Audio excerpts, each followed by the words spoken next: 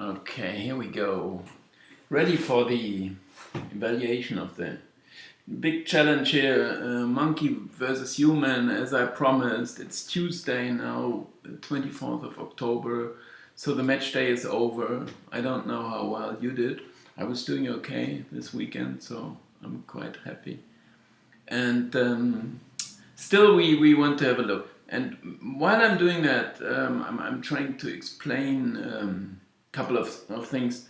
Once again, trying to make sure, while doing this week in, week out, trying to make sure you can take something from that and you know what it is and what it is about.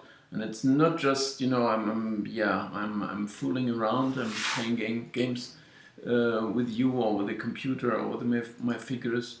I'm trying to make you improve, learn something from that. And why is this a challenge? I'm copying the results in here, right? This is, we can check the results later, but this should be the right order. I was taking that from the other file.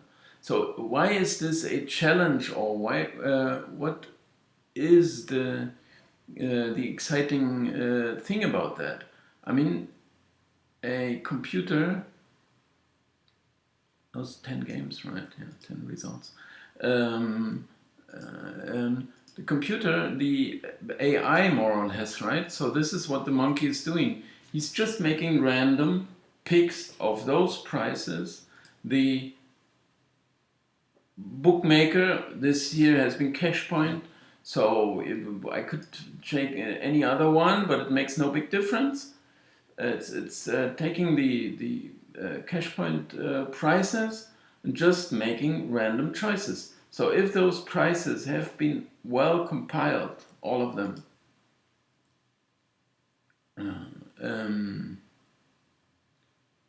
just made a copy paste and it worked. If those prices are well compiled, which had been entered here, right? Those are the cash point prices. And I should maybe split the screen, which is again not quite working. Big challenge here, and cash point odds, monkey, human. That's our selections here, and now we could navigate here. And I could also split the screen, maybe this side. No, okay, I gotta do it that way around. So we can always see which game we're looking at, right? So here we see what the columns are, and there we see. So anyway, the monkey making his random choices simply on any such price, and the prices relate to the probability. And so the lower the price, the higher the probability, and the bigger the price, the lower the probability. And so this is the reciprocal of that. And I have to copy in the Italian results as well. I didn't have a look, and I have no idea how I've been doing. And still, I was trying to use my expertise, or whatever that should be called, or that is, to make some. And I tried to copy it in again. And now we're having the results in there. And now we can see the outcome of this week's big challenge. Anyway, people ask me about the quality of their bets. When they simply ask me, okay, I bet this, I bet this, I bet that. And this is, all I can say actually is, either I can ask, what is the basis for that? Well, what they say is, I think this is going to happen. Yeah, of course. You go for, both sides are going to score. I can calculate those prices, and but this is, you got to prove first that this selection is better than a monkey would do, because you could select any such price, right? Go here, go for, it makes no difference. Either you get a good price, so you have a low probability, but in case it comes, you get quite some money returned, or you have a very low price, like, where is it here, Man City, and you have a high probability, okay, but you only get very small money in return. So what is the point in going for the small prize, the big prizes, heavy favorites, outsiders, huge outsiders? There gotta be a basis for that, and my basis always has been the probabilities, and I have those probabilities here as well, as I could show you, because I mean they are not given in probabilities but in true prices.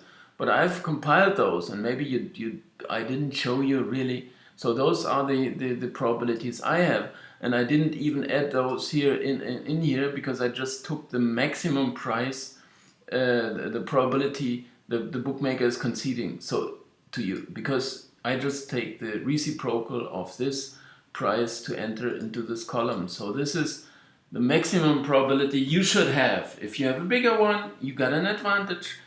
I don't know I have any better concept than this probability concept. It's nothing. It's all about probabilities. And if anyone asks me, what do you think is gonna happen? I only get this one answer, just to make sure you get this point. And I repeat it every now and then. I say the one answer is, as soon as I have a probability, there is no arguing about this anymore, right?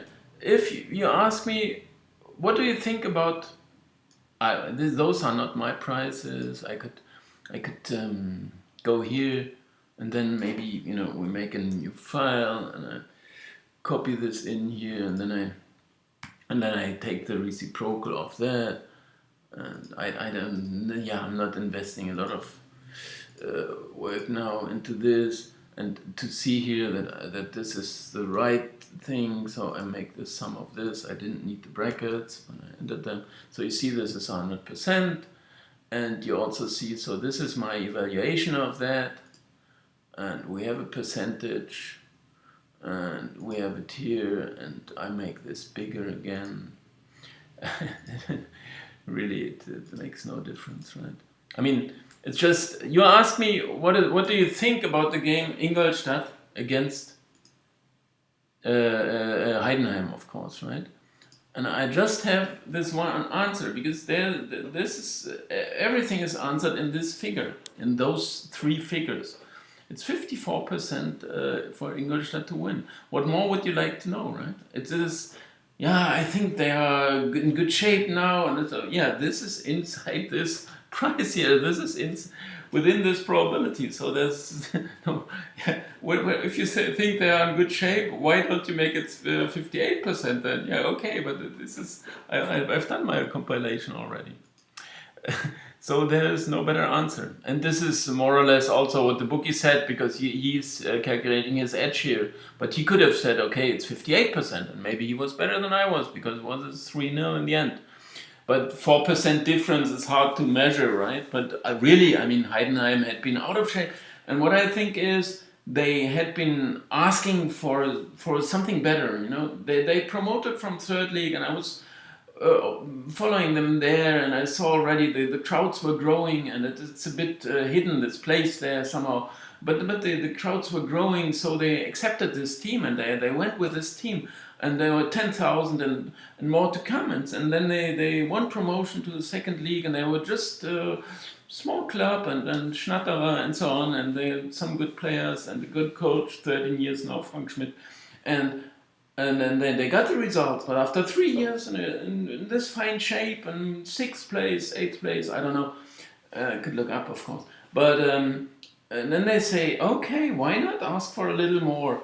And then all of a sudden they ask for a little more. The players, yeah, they can't cope with that, and the supporters, they do not, either they do dislike the approach, or they say, well, if you say you're doing something better, then we wait for something better. And so the results are not coming. They are all playing at one level, but if you start to ask for more, the efforts go down. So anyway, a long excursus on that. But it's all those things I'm observing, and I'm trying to make you learn, and I mingle in here somewhere where I'm giving you some insights of the way of thinking. But this is the probability concept anyway. And so you got to make sure you could beat the monkey. So you could start yourself doing this. As I said, Anyone who wants to beat the market, I've done this for 1 whole year, just made those paper bets. I just wrote down the bets and I even sent it to the bookies and I said, here, have a look, this is what I would bet.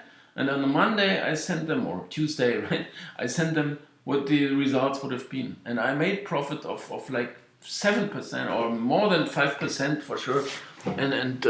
So I could be pretty sure that this kind of system is going to work, because there were so many games, 6,000 games, and maybe I bet on 2,000 of them. I don't know, but anyway, it's a long, it's a strong sample. What you say, right?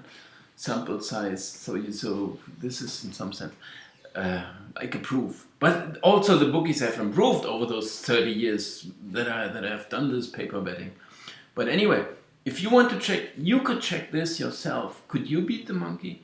Just set up this. And someone asked me, well, how does the monkey make his choices? I mean, that's the easiest thing you could do, right? You can set up this file and enter those prices and then go ahead. It's very easy to enter all those.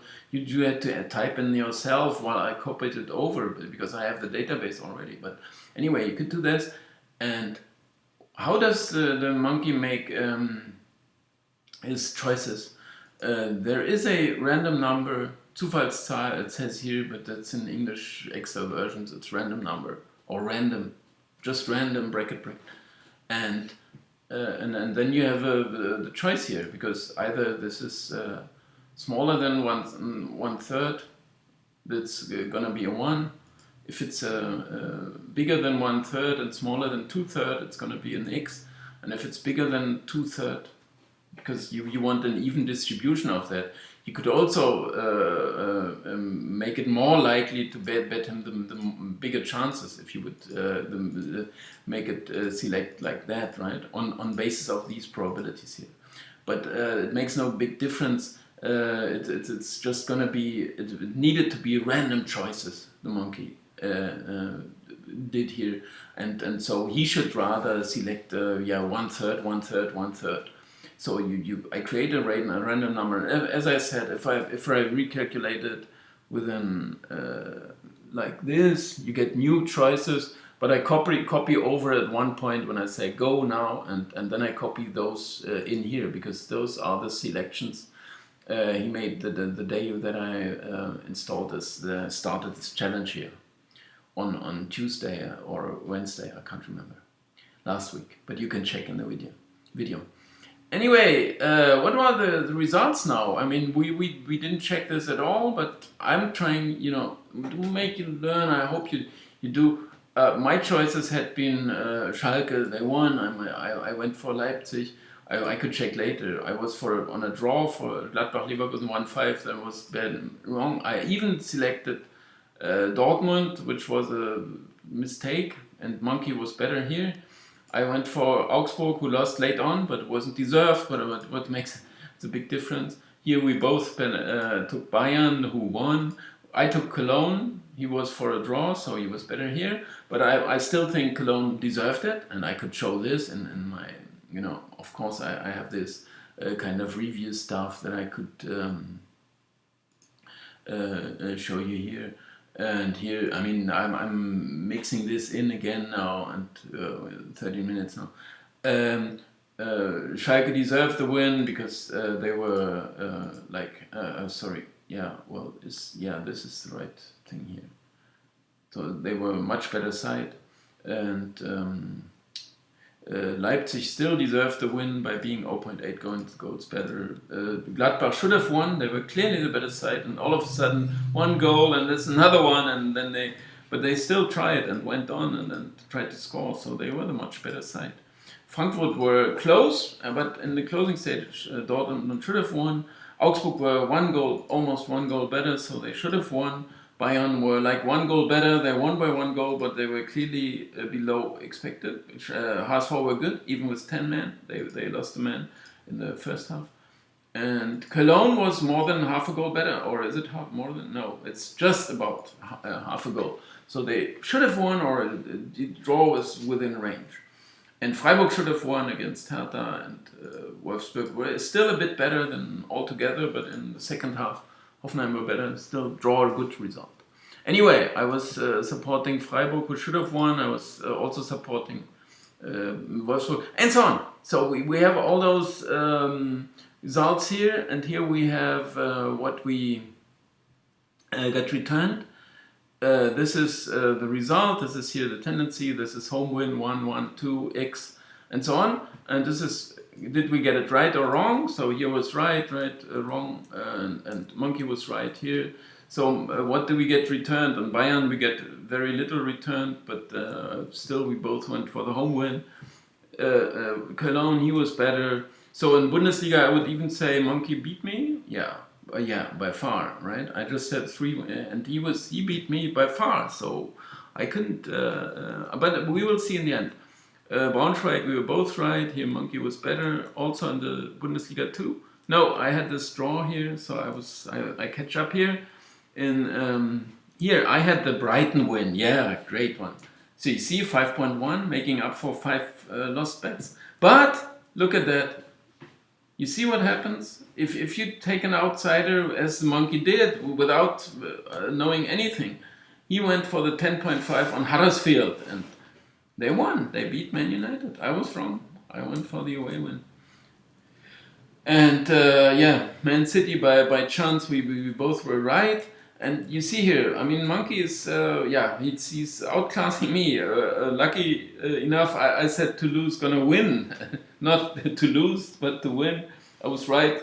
So I have a good price here as well, because I took Strasbourg. And I also had the draw between Paris and Marseille, if you remember, or I do remember now. And I noticed at the moment I saw the result, because I remembered that I said here, yeah, that's gonna be a draw. I also had this Inter draw, because I said, well, they are so good, they can withstand Napoli, and so on. So what's the result? Look at this. We are both very good, and we are both making some profit, but the Monkey beat me in the end. I mean, just by 0.36 units, right? I'm gonna enter this into the long-term stats here, so we can check that next week as well. Week 42, we both got 58 bets, because it's still the same. 2 times 9 for Bundesliga 1 and 2, because they play with 18 teams. 2 times 9, 18, and 18 plus 4 times 10 for France. Premiership, 20 teams, 10 games. France, 20 teams, 10 games. Italy, 20 teams, 10 games. Spain, 20 teams, 10 games. So that's 4 times 10 plus 2 times 9 is 58. And the expected hits, total hits expected, where are those here? Monkey went again for the lower prices. So he expected like 21.61 hits. I was more on the favorites, even more than in the first week. But how many hits did we get? And this should be...